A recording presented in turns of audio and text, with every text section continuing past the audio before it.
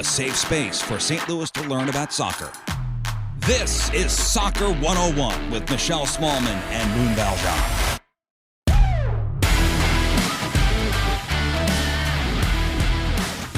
Welcome into another episode of Soccer 101. It's a safe space for St. Louis to learn about and talk about soccer. Michelle Smallman and Moon Valjean are your hosts, and we're here with you today. And Moon, it seems like it can't get better each week that we talk about City, but somehow it does get better. They have another victory, 3-0 over San Jose.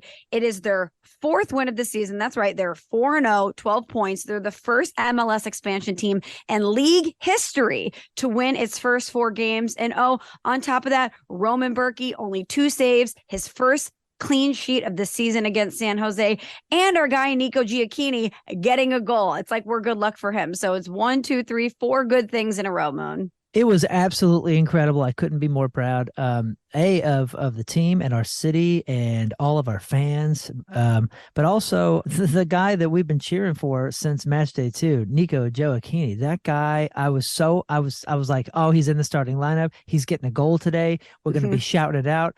Michelle and I are going to be so proud because we just had him on the pod this last week. But again, I am just so happy and inspired and really blown away. Not surprised, but still blown away by the community that St. Louis has around this team. We knew that it was coming. We've been talking about it for a while, regardless of the play of the team, because we didn't know what to expect. And now all of the MLS is talking about him. Every single broadcaster that has anything to do with soccer is talking about freaking St. Louis City. Even up and down the hallway at Hubbard Radio, right down the hall from the Rizzuto show is 101 ESPN. And, they're all things sports, but don't really have too much soccer talk. And I've been in there once or twice to talk about soccer because they really didn't have anybody. Every single time I've gone past in the last 2 weeks, that's all they're talking about. Soccer this, soccer that. I think they had 3 City players on the show today. Nice. So how exciting is that just the team play and the excitement is growing, not only our city and the name, but the sport across the nation, because it's Cinderella stuff, man. This is an exciting story, It's history. It's absolutely history. And just a little bit inside baseball on 101 ESPN, because obviously I still am affiliated there and I used to host the morning show there for a number of years, but I had been forever, Moon, saying we've got to talk more soccer. We've got to talk more soccer. And everybody knew that City was coming and that it was going to be exciting. But the sentiment was like, wait until the games happen, really. Like we'll certainly talk about developments that are happening, but this is a city, meaning St. Louis, that cares about results. And once the games happen, we're really going to dive in. And St. Louis loves their teams. We support our own, but we also have very high standards for our teams. So I think that a lot of people in the sports world in St. Louis were kind of like, well, let's see how they start, and let's see what the appetite is for this team. And not only could they literally could not have a better start, but the appetite has been through the roof. I loved the scenes, Moon, from City Park. The temps were low, but the energy was high. It just shows you what an unbelievable sports city St. Louis is. Yep, you're right. Everybody's on the bandwagon now, but I couldn't be happier to have some more people on the wagon. And again, a shout out to Nico Giacchini for coming on the show earlier. I was impressed by all of us were impressed by his work on the field that Matchday 2 when we first got to see him. But man, what an impressive young man.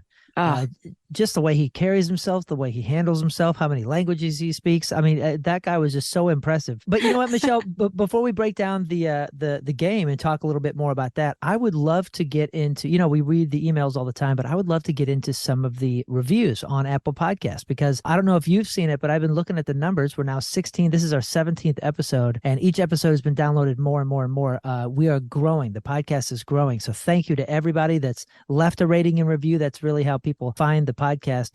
And for the most part, all is well. We're a 4.3 out of 5 stars right now. And Michelle, I'm going to read you a couple reviews. Some are shout outs. Dan Arns says, so helpful. I love this. Fell in love with soccer during World Cup. Love the city of St. Louis. Perfect combo. Thank you.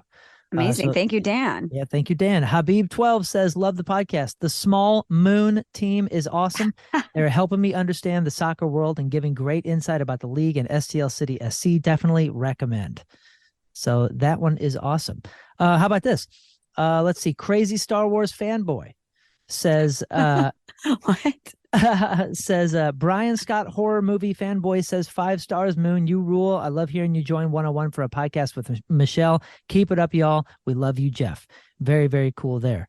JH311 said, this is great. Developed a love for soccer. Super good podcast. Great host and excellent content. All great things. 3 out of 5 stars. But he gave us 5 out of 5 stars. And then it turns a little bit, and I want to read this. Matthew Norris says, what is he watching? The Leuven hot take is so bad. I don't even know what Moon is watching. It's actually ruined the entire pod for me thus far. Smallman's the GOAT, though. So shout out to Michelle.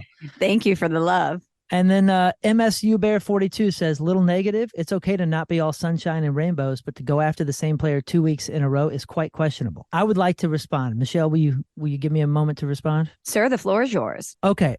First, let me explain this. I'm a Manchester United fan, and these last few years have been really devastating and heartbreaking and very difficult, mostly because we've lost all these midfielders, Michael Carrick, the old classics, Giggs and Scholes, Anders Herrera, which was a huge part in the Manchester United midfield, and he wasn't like a goal scorer. He wasn't a name that you saw all over the place. He was never a captain or MVP or any of that kind of stuff, but he was a midfielder that when he was on the field, he never turned the ball over.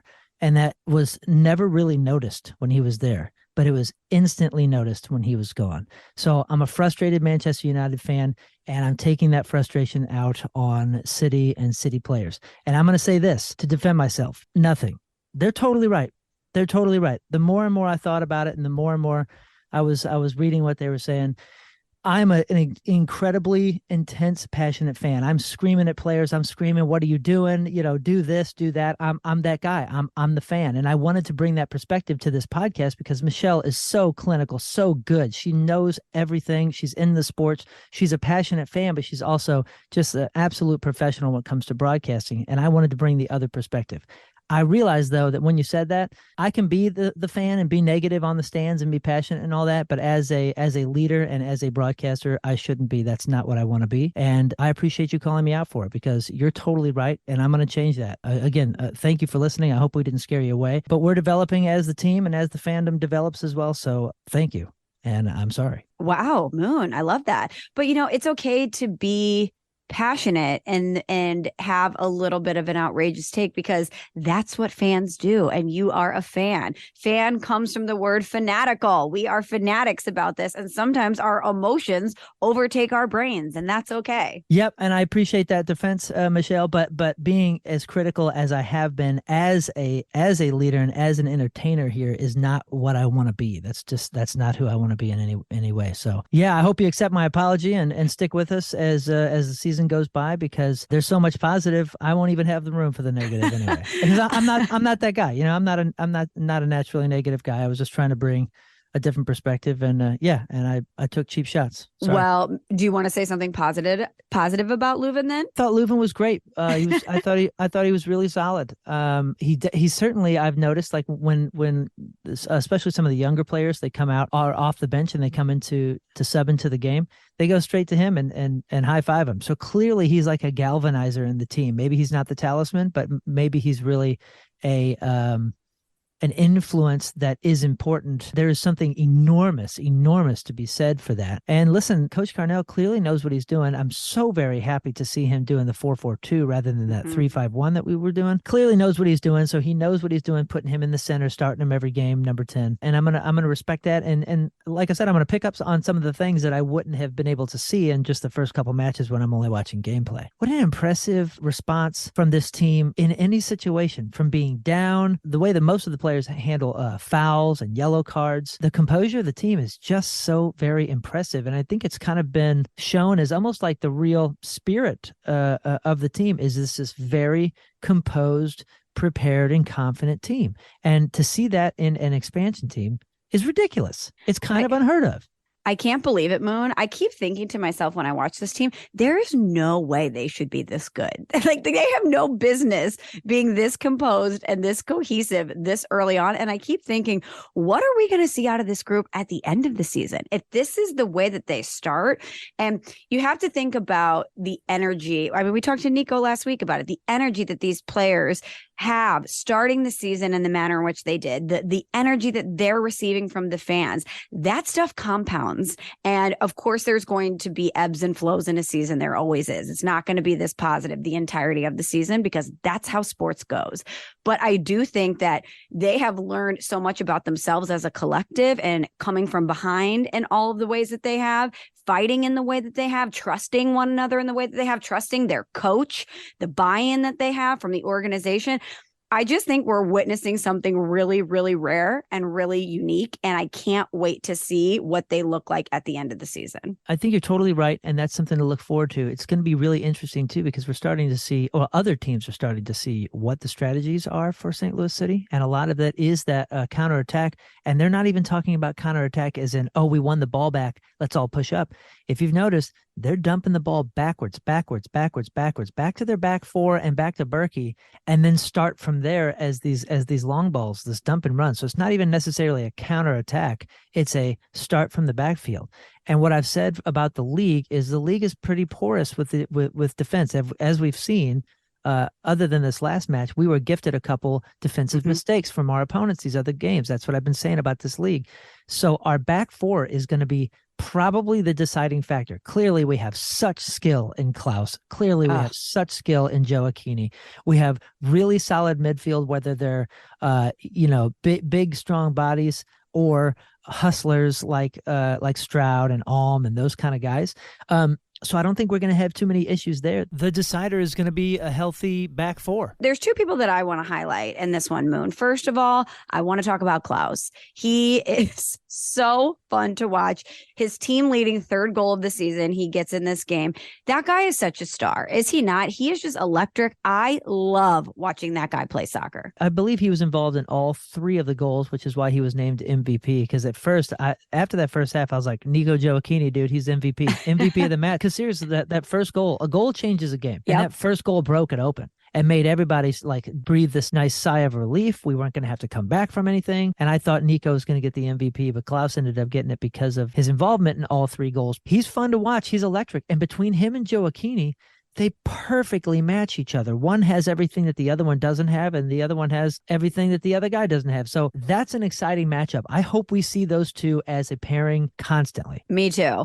Also, I want to shout out Bürki because he has been really solid in City's 3 matches prior, but I know he was on 101 ESPN and he mentioned that he really wanted to have a clean sheet this week. And I love somebody that very outwardly sets goals for themselves. And then, because that takes a lot of courage to throw it out there and then maybe you don't accomplish it. But I love that he threw it out there. He gets his first clean sheet of the season and against the San Jose team that scored in all of their previous 3 games. So shout out to Bürki as well.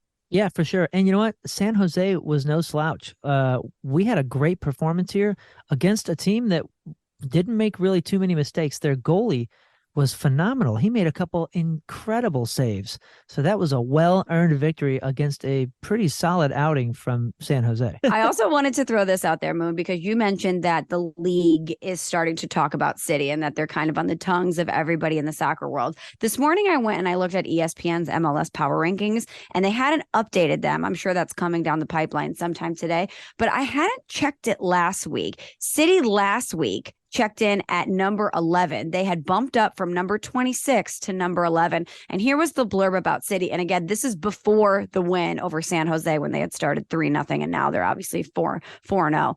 But the blurb from ESPN says, this team just makes sense. They know what they're meant to do. They have the players to do it and they execute. It's hardly flashy, but especially early in the season when a lot of teams are still figuring things out, it delivers points. Their win over Portland gives them 9 from 9. And even if teams start to catch up a bit, these points give them a big buffer. But I love that too, because that's the way I feel about this team when I watch them. They just make sense. They really do. Yeah, you're right. I think that was really well written. It's going to be interesting to see how we handle some of those really quick and skilled strikers from particular teams.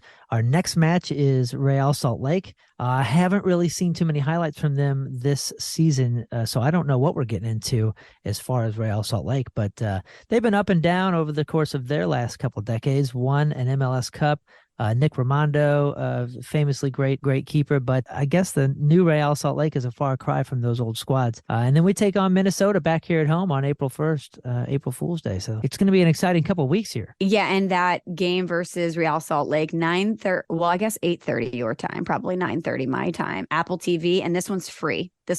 So if you haven't gotten that MLS season pass, I just looked it up because I thought I'd seen that on social media. On the schedule, it says Apple TV free. So be sure to check in and watch the game. Yeah, and I think they just added those. Real Salt Lake one that you mentioned, and 2 matches later, Seattle Sounders match, which is a 9:30 start in St. Louis. That's also on Apple TV for free. So that's great. This is great. Obviously, everybody's starting to pay attention, and Apple's trying to get out there to more eyes as well. So good news all around. What a freaking week for us, you know? We are sunshine and rainbows here. 0 criticisms, 0 negativity coming out of me. I am just riding this wave. It's better than we ever thought it could be, Moon. I mean, I just think about all the excitement and all of the angst that led up to us finally getting a team, and then the building of the team, and then the questions of how long it might take for the team to be effective. This is literally, as you said, a Cinderella story. It's been so fun, and I'm just hanging on for dear life riding this wave until reality hits at some. But maybe this is the reality and we're living in it. I don't know. Yeah, maybe the reality is we go undefeated. Can you imagine? I'll be producing that 30 for 30. I know. I can't imagine. But you know what? This is starting to look like the Leicester City Premier League win from a few years back, which was just like impossible odds, made no sense. Probably made somebody $1 billion who drunkenly bet that Leicester City would win the Premier League. And then, hopefully somebody put some ridiculous bet on City for winning the Supporters Shield and the MLS Cup. It's possible. It's possible. We are top of the league. I'm like going full Kevin Garnett. Like anything is possible. I think anything's possible at this point. I think on that note, we make this short and sweet and just leave it at absolute celebration and an apology, and